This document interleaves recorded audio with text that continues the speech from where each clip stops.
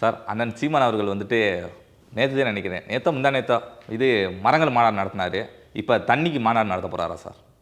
எங்கள் டாஸ்மாக்லையாப்பா சார்? அந்த தண்ணியில் சார், அண்ணன் ஆற்றுல போகிற தண்ணி, கடலில் போகிற தண்ணி எல்லாத்தையும் பாதுகாக்க போகிறார். சரி, நல்ல விஷயம் தான். அங்கே நடத்தி முடித்த பிறகு அடுத்து என்ன, நெருப்பில் மாநாடா? தீயில மாநாடு வைக்கிறது, கட்சிக்கு தீய வைக்கிறது, அதானே இப்போ திட்டம்? சார் அது திட்டம் இல்லை சார், தண்ணியை பாதுகாக்கணும் சார், அதான் சார் திட்டம்.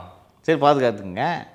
அது விழிப்புணர்வு ஏற்படுத்துகிறோம் மாநாடு வச்சு நடத்தட்டும்பா. நான் தான் சொல்லிட்டேனே, உண்மையிலேயே தேர்தலில் வெற்றி பெற வேண்டும் என்று நினைப்பவன் பூத் ஏஜென்ட் போடுவான், ரைட்டா?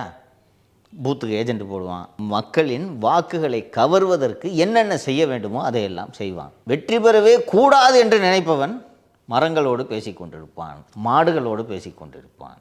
வெற்றி பெறாமல் இருப்பதற்கு என்னென்ன செய்ய வேண்டுமோ அந்த வேலைகளை எல்லாம் ஒருவன் பார்த்து கொண்டிருப்பான். அதுதான் நாம் தமிழர். அடுத்து தீ தான், அடுத்து நெருப்பு. வாக்கு அரசியல் எங்களுடைய கவனத்தில் இல்லை, மக்களுக்கான அரசியலை தான் நாங்கள் பேசுகிறோம். தேர்தல் எங்களுடைய ஃபோக்கஸ் கிடையாது. ரைட்டு, மக்களும் அதை தான் சொல்லிட்டு இருக்காங்க. உன்னோட ஃபோக்கஸ் தான் தேர்தல் இல்லையே, நான் எதுக்கு உனக்கு ஓட்டு போடணும், நீ தமாஸ்க்கு விளாண்டுட்டு இருக்க போ அப்படின்ட்டு. அப்புறம் சார் கட்சி இயக்கம்னு வச்சுட்டு போயிடல. வசூல் நீ பார்க்குறியா? என்னென்ன தர, வீட்டு வாடகை நீ கொடுக்குறியா? சொல்லுப்பா. அண்ணன் போய் அந்த மரங்கள் மாநாட்டில் கேரவனில் வந்து இறங்கினாரு, பார்த்தியா? நீ பார்த்தீங்களா? 2 பேரும் பார்க்கல. கேரவனில் வந்து இறங்கினாரு, கேரவனுக்கு வாடகை நீ கொடுக்குறியா? 2 மகிழ்ந்து வச்சுருக்கிறாரு, அதுக்கு டீசல் நீ போடுறியா? சொல்லு. கூட ஒரு 10 பாடி கார்டு வச்சுட்டு சுற்றுறாரு, 10 பாடி கார்டுக்கு சோறு போட்டு சம்பளம் கொடுக்கணும், நீ கொடுக்குறியா? அப்புறம் அதுக்கு தான்ப்பா தேர்தல் பயிற்சி. ஆனால் இன்னொன்று சொல்கிறார் சார், இப்படியான செயல் திட்டங்கள்லாம் முன்னெடுக்கிறவன் தான் வந்து அதை செயல்படுத்துறதுக்கான ஒரு தலைவனாக இருக்க முடியும் அப்படின்னு வேறு சொல்கிறாரு சார். எல்லாம் கரெக்டு. இதே மாதிரி கடைசி வரைக்கும் பேசிக்கிட்டே இருக்க வேண்டியதுதான். அவரும் பேசிக்கொண்டே இருப்பார். அவருக்கு இதை பற்றிலாம் கவலையே இல்லைப்பா. அவரோட இலக்கு அந்த தான். அவர் நம்ம ஜெகதீச பாண்டியன் அவர்கள் நமது நிகழ்ச்சியில் சொன்னார் அல்லவா, 2019க்கு பிறகு தெளிவாயிட்டார். ஓ, கேண்டிடேட் போடுறதுல இவ்வளோ மேட்ரு இருக்கா? Okay okay, right. இவ்வளோ நாளும் தொண்டை தண்ணி வத்த கற்றுக்கிட்டு வீணாகிட்டு இருப்பேன்ப்பா அப்படின்னு அவர் தெளிவாயிட்டார். அவர் எதிர்க்க கட்சின்ட்டு. அதனால தான் இதுதான் அவரோட இலக்குன்னு ஆயிடுச்சு. இப்போ எதை பற்றியும் அவர் கவலைப்பட மாட்டார். ஒரு சீரியஸாக இருந்ததுன்னா, ஒரு வாக்காளர்களின் நன்மதிப்பை நீங்கள் பெற வேண்டும், புரியுதா? இவர் ஒரு நல்ல ரூலரு, இவர் ஒரு நல்ல லீடரு, இவர் ஒரு நல்ல ஆட்சியை கொடுப்பார், இவர் நல்ல கேண்டிடேட்டாக இருப்பார்ன்ற நம்பிக்கை வந்துச்சுன்னா தான் மக்கள் உங்களுக்கு போடுவாங்க. மரத்து கூட பேசிகிட்டு இருக்க வேணா ஒரு வாக்காளன் எப்படி பார்ப்பான்? யூடியூப்பில் வீடியோ பார்க்குறதுக்கு தமாசாக இருக்கும், நம்பி ஓட்டு போடுவானா? மரத்துக்கிட்ட போய் பேசிகிட்டு இருக்கவனா அவனை நீ ரசிக்கலாம். அவனை நம்பி அசம்பிளிக்கு அனுப்புவியா? இவன்ட்ட ஏதோ சிக்கல் இருக்குன்னு தோணுமா தோணாதா? இப்போ இன்னொன்று விஷயம் சிம்பிளாக சொல்கிறேன்ப்பா. அவனுக்கு ஒரு தங்கச்சி இருக்குதுப்பா, ரைட்டா? மரத்து கூட பேசிகிட்டு இருக்கவனுக்கு கட்டி கொடுப்பியா? ஏன்பா இப்போ தான் சொன்னேன், இயற்கையெல்லாம் நேசிக்கிறாரு. இந்த மண்ணுக்காகவும் மரத்துக்காகவும் யாராவது பேசணும்னு சொன்னேன் சார். நானாக இருந்தேன்னா வேற பைத்தியக்காரி அப்படின்னு சொல்லிட்டு. ஆனால் ரசிக்கலாம் இல்லையா? யாராவது இந்த மரத்து கூட பேசுகிறானாப்பா, அந்த இலையை கொஞ்சிறாங்க பாரியா, கவிங்கட்டாவன் நல்லா இருக்கும். சரி, இப்போ அவன் தங்கச்சியை கட்டி விட்டு ஓடுவான் 10ல் திருப்பி. இதுதான் தேர்தல், புரியுதா? அதுலேயும் நாம் தமிழர் கட்சி தொண்டர்கள் வேறு சொல்லிடுவாங்க, மரத்துக்கும் காது ஏற்கிற சக்தி இருக்குது தெரியுமா, சயின்டிஸ்ட் சொல்லியிருக்காங்க அப்படின்னு. எல்லாம் ரைட்டு. அப்போ போய் மரத்துக்கிட்டே பேசிகிட்ருங்க. மரம் என்ன லாங்குவேஜ் பேசுன்னு தெரில, கேட்குறேன். நீங்கள் கமெண்ட் பாக்ஸில் சொல்லிட்டோம். தமிழ் மரங்கள் தமிழில் தான் அண்ணனிடம் பேசும். இப்போ இன்னும் கொஞ்சம் அடுத்த கூட்டத்தில் பாரு, நாங்கள் அந்த கூட்டத்தில் ஒரு மரத்துக்கிட்ட பேசிகிட்டு இருந்தேன், அது புறநானூறுக்கு எனக்கு விளக்கம் சொல்லிச்சு அப்படின்வார். உனக்கு என்ன தெரியும்? அந்த இலைக்கிட்ட நீ போய் பேசணும். இலைக்கிட்ட கேட்டேன்னா அது நல்லவனுக்கு தான் அது காதில் கேட்குன்றுவார். உனக்கு தமிழனூர் இல்லை, நீ தெலுங்குன்றவார். நீ உண்மையான தமிழனாக இருந்தால் காதில் கேட்குன்றுவார். நீ போய் கேட்டுட்டு எங்கே நம்மளை வடுக வந்தேரின்னு சொல்லிட்டு போகிறாங்களோன்ட்டு அன்னைக்கு கேட்டுச்சுனே, புறநானூறு எனக்கும் கேட்டுச்சுனேன்னு சொல்லுவேன். இப்படி எதாவது வண்டி ஓடுது சார். இன்னைக்கு பாமகவினுடைய ஒழுங்கு நடவடிக்கை குழு கூடியிருக்கு, அன்புமணி நீக்கப்படுவார் அப்படின்னு சொல்லிட்டுலாம் செய்திகள் பரவிட்டு இருக்கு. நீங்களும் கூட முன்னாடி சொல்லியிருந்தீங்க.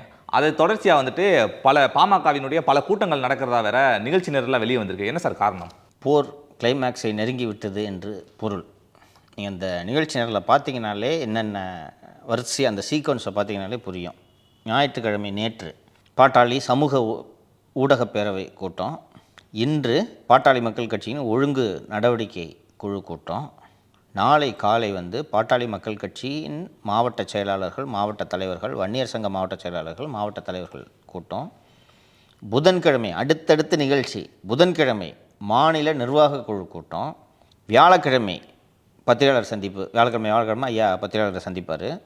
வெள்ளிக்கிழமை பாட்டாளி மக்கள் கட்சியின் மாநில நிர்வாகிகள் வன்னியர் சங்கம் ரெண்டுக்கும் சேர்த்து மாநில நிர்வாகிகள், மாவட்ட நிர்வாகிகள், மாநில இளைஞர் சங்கம், மாநில மாணவர் சங்கம், மாநில மகளிர் சங்கம் மற்றும் மற்ற அனைத்து அணிகளோட மாநில நிர்வாகிகள் கூட்டம் இது எல்லாத்தையும் வச்சுருக்கிறாரு. நீங்கள் இதெல்லாம் இந்த சீக்வன்ஸை பார்த்தீங்கன்னா இதுக்கு ஏதாவது ஒரு காரணம் இருக்கும் இல்லையா, அடுத்தடுத்து இந்த நிகழ்ச்சிகளை வைக்கிறதுக்கு. ஏன்னா ஒரு நாள் முன்னாடி தான் மாவட்ட செயலாளர்கள், மாநில செயலாளர்கள் மற்றும் வன்னியர் சங்க மாநில மாவட்ட செயலாளர்கள் கூட்டத்தை வச்சுருக்காரு. அதுக்கு அடுத்து ஒரு நாள் விட்டுட்டு திருப்பி அதே மாதிரி ஒரு கூட்டத்தை வைக்கிறாருன்னா ஆட்டம் இறுதி கட்டத்தை எட்டிவிட்டது.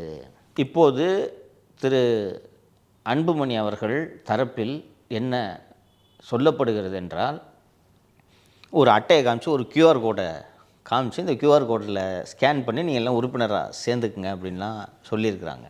ஐயா இந்த கியூஆர் கோடு இதெல்லாம் நம்புறதில்லை. ஒவ்வொரு கிளை செயலாளர், பாட்டாளி மக்கள் கட்சியின் கிளை செயலாளர்கள் இருப்பாருங்களோ, கிளைன்றது வட்டக்கிளை இருக்குல்ல, அது இருக்கிறதுலே சின்ன கிளை. ஓகே, இப்போ நீ ஒரு பண்ருட்டி வட்டத்தோட ஒரு கிளை செயலாளர்னு வச்சுக்கோங்க. நீங்கள் என்ன செய்யணுன்னா உங்கள் கிளையில் எத்தனை உறுப்பினர்கள், அதாவது உங்களோட எத்தனை பேர் இருக்கான், இன்றைக்கி யார் எங்கிட்ட இருக்கானே தெரியல. ஓகேவா, பாதி பேர் கேட்டால் ஒரே நேரத்தில் இங்கிட்டும் ஐயா கூட இருக்கிறேன்றான், சின்னையா கூட இருக்கிறேன்னு சொல்கிறான். இதெல்லாம் சரி பண்ணணும். ஸோ இப்போது நீங்கள் கிளைக்கழக நிர்வாகினா நீங்கள் என்ன பண்ணணுன்னா உங்களோட கிளையில் எத்தனை உறுப்பினர்கள், 10னா 10, 15னா 15, 20னா 20 பேர் இருக்கான், 20 பேரும் நம்ம கூட இருக்கான், ஐயா தலைமை ஏற்றவன் அப்படின்னு நீங்கள் உங்களோட பட்டியலை உங்களுடைய ஒன்றிய செயலாளர்கிட்ட கொடுக்கணும். அந்த ஒன்றிய செயலாளர் அவருக்கு கீழ் இருக்கும் கிளைகளில் எத்தனை உறுப்பினர்கள் என்ற பட்டியலை ஒருங்கிணைத்து, எல்லாம் நான் சொல்கிறது ஃபிசிக்கல் பட்டியல், இந்த கியூஆர் கோடு கதெல்லாம் கிடையாது. கூப்பிட்டு நீ எப்போ எங்கிட்ட இருக்கியா என்னத்தை விஷயத்தை சொல்லு என்று கேட்டு அந்த பட்டியலோடு நீங்கள் ஒன்றிய செயலாளரிடம் கிளைக்கழக நிர்வாகிகள் கொடுக்க வேண்டும். ஒன்றிய நிர்வாகிகள் மாவட்ட செயலாளரிடம் அதை கொடுக்க வேண்டும். மாவட்ட செயலாளர்கள் அத்தனை பேரும் ஒருங்கிணைந்து எனக்கு கீழே இத்தனை ஒன்றியம், இத்தனை மாவட்ட கிளை இருக்குது அப்படின்னு அவர்கள் மாநில அணியிடம் கொடுக்கணும். ஸோ ஒட்டு மொத்தமாக பாட்டாளி மக்கள் கட்சியில் இருக்கக்கூடிய உறுப்பினர்களில் எத்தனை பேர் நம்மிடம் இருக்கிறார்கள்னு ஃபிசிக்கலாக லிஸ்ட்டை கையில் வச்சுக்கிட்டு கட்சியை ஃபைனலாக கையில் எடுக்கிறதுக்கான வேலையை செய்திருக்கிறார். வழக்கமாக இந்த கட்சியின் அடிப்படை உறுப்பினர் பதவியிலிருந்து சஸ்பெண்ட் செய்யப்படும் அந்த நடவடிக்கை எவ்வளவு நாளைக்கு இருக்கும் என்று கேட்டீர்கள் என்றால் 6 மாதம். இவர் அண்ணன் திரு கே பாலு அவர்களையெல்லாம் நீக்கும்போது 6 மாதத்து காலத்திற்கு நீக்கினார். 6 மாதத்திற்கு அன்புமணியை நீக்கினால் தேர்தல் நடக்க இருக்கும் சமயத்தில் அவர் மீண்டும் உயிர் பெற்று விடுவார் என்பதனால் 1 வருடத்திற்கு ஐயா நீக்கப் போகிறார். எனக்கு எதுவும் தகவல் சொல்லலை. நீங்கள் பாருங்கள், நீங்கள் எப்படி காய்களை நகர்த்துவார் என்று நீங்கள் பாருங்கள். அதில் திருத்தம் கொண்டு வர போகிறார். ஆமாம், 1 வருஷம். என்னன்னா சொல்லுவார், பெரிய குற்றச்சாட்டியா, 16 குற்றச்சாட்டு இன்றைக்கி நடந்துகிட்டு இருக்குல்ல. இன்றைக்கி பதில் அளிக்கவில்லை இல்லையா. உங்களுக்கு 2 முகவரிக்கு உங்களுக்கு கடிதம் அனுப்பப்பட்டது. போய் உங்களுக்கு அது கிடைத்தும் 31 ஆகஸ்ட்டுக்குள்ளே உங்களை பதிலளிக்க சொல்லியிருந்தோம். டைம் கொடுக்காமல் எப்படி நடத்துகிறாரு பாருங்க. நீங்கள் பதில் சொல்லலை. அதனால் கட்சியின் அடிப்படை உறுப்பினர் பதவியிலிருந்து நீங்கள் 1 வருட காலத்திற்கு நீக்கப்படுகிறீர்கள். 1 வருடம் முடிஞ்சோடனே நீங்கள் ஆட்டோமேட்டிக்காக உறுப்பினர் ஆடுவீங்க. அதுக்குள்ளே தேர்தல் முடிஞ்சிடும், நீ உறுப்பினர் ஆகலை போய்க்க. அண்டு சமீப காலமாக சில செய்திகள் வந்திருப்பதை நீங்கள் பார்த்திருப்பீர்கள். ஐயா மீது பர்சனல் அட்டாக்ஸும் நடந்துக்கிட்டு இருக்குது. அது அவர் காயப்படுத்துமோ இல்லையா? கண்டிப்பாக காயப்படுத்தியிருக்கோம். யார் இந்த பர்சனல் அட்டாக் எல்லாம் தூண்டி விடுகிறார்கள் என்பதும் ஐயாவுக்கு தெரியும். எல்லாத்துக்கும் சேர்த்து அதுக்கு தான் இந்த 1 வருஷம் முடிச்சு விட்ருவார். நாளன்றைக்கெல்லாம் வரிசையாக பல பட்டாசுகள் தைலாபுரத்திலிருந்து வெடிக்கும். நமக்கு செய்திகள் வரும், விரிவாக விவாதிக்கும்.